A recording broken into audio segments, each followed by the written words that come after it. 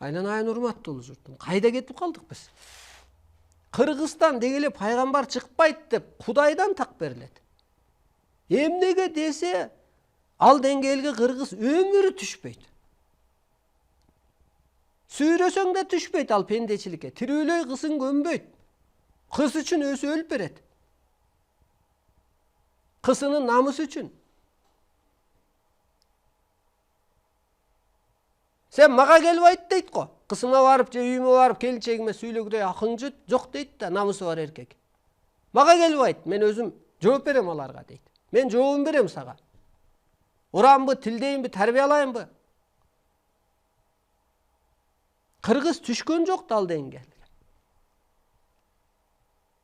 Алладан суран. Анда тилди эмнеге берди? Эмнеге берди мына? Мына урматтуу журтум, адам өзү жаратуучу. Кыргызда сөз бар. Кыз кесинде баары жакшы, жаман катын кайдан чыгат деген сөз бар. Чын эле жаман катынды ким чыгарды? Міне Алла ошентип жаратты. Жок, чөйрө, өзүнүн пас түшүнүгү, ошол пенде күйөөсү,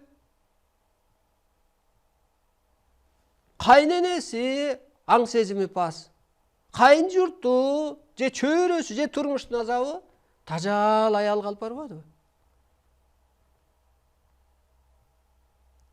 Же зың кыйган бала үйлөнөт, зың кыйган кызга.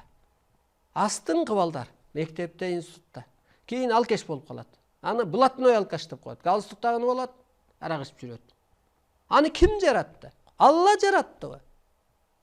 Жок, чөйрөсү, аялы, апасы, чөйрөсү айласын кетирди. Арга жок, арак ичип эптеп ошо менен духун көтөрүп жашап атат. Алла жараткан жок да, айнанайын урматтуу журтум. Адам жаратты аны. Мына карасаңыз, аялдын жан дүйнөсү жакшы жака өнүксө деп ааламдан берилет. Жакшы жака өнүксө, өнүктүргүч, көрктөндүргүч. Жаман жака өнүксө, жегич, ириткич зат.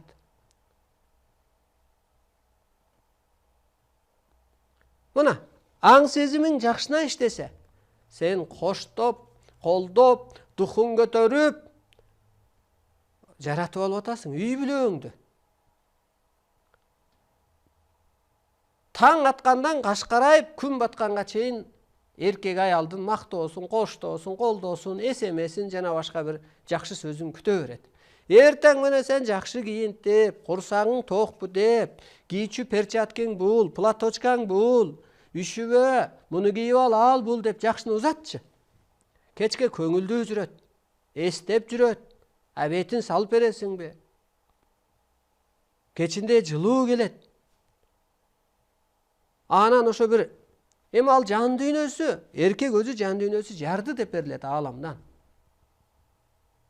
Эркекке кыргын келген мезгил, аялдар сактап калыш керек деп. Аялда амал бар, аялда сезим бар. Кудайдан кийин эле сыйкыр кимде десе аялда деп берилет. Мына Осман империясын ким жойбойду? Bir Хурем деген аял жойбойду. Өзүнүн кызыкчылыгы үчүн.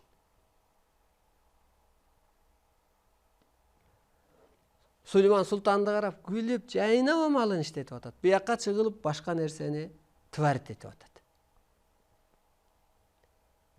Сиз деле гана күлүп жайнаңызчы. Ошо бийиңизби, эриңизби, эгизиңизби, күйөөңүзбү, балаңызбы? Жакшы иш үчүн жалган айтканга милдеттүүсүң дейт. Жарат, арстаным, жолборсум, медерим, табылгам. Үй бүлөңө эрегишпей сен жаратып алсаң, 1 жыл убара болорсуң, 2 жыл убара болорсуң, 3 жыл амалыңды иштете берсиң. Анан ал уже улуу адам. Ал андай жаман ишке барбайт. Ал жаман жолду баспайт. Ал майданы сүйлөбөйт. А сен өмүрүң узарып атпайбы? А сен 2 жыл эрегиштиң, 3 жыл эрегиштиң, аны нөлгө түшүрдүң. Таш Taşçalık joksunбу? Muzчалык жоксуңбу? Таш сүйлөп берип атпайбы? Энергия өткөрүп. Түндүк түштүк муз океаны эрип атпайбы бүгүнкү күндө? Кел зима болбой бир весна болчу, мына жаратчы. Алла ушул балама ыйман берчи. Алла эриме ыйман берчи дегенден көрө, ыйманды өзүң жаратчы. Ыйман деген адамдык сыпат. Ыйман өзү жок эле нерсе. Аны адам өзү жаратып алган. Адамдык сыпат, ааламдык сыпат, улуулук сыпат. Сыпат деп сүйлөсөңөр, түшүнсөңөр жакшы болот. Эркектик сыпат, энелик сыпат.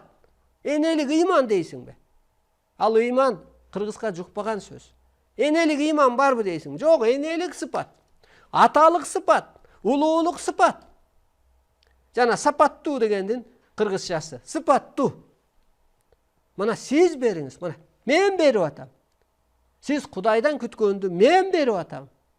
Тилим менен, ушунча түшүнүгүм менен куткарып атам. Келиңиз.